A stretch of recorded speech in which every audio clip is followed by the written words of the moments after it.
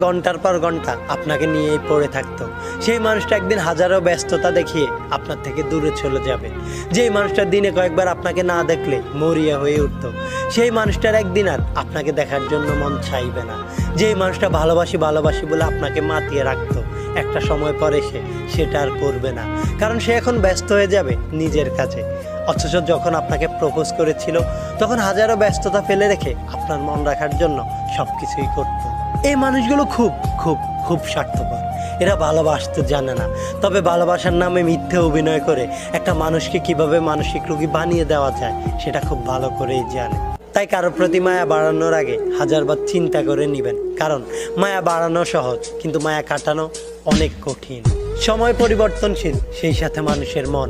সময় যেমন পরিবর্তন হয় ঠিক তেমনি সময়ের সাথে সাথে কিছু মানুষের মনও পরিবর্তন হয়। তাই কাউকে ভালোবাসার আগে নিজেকে ভালোবাসতে শিখুন, দেখবেন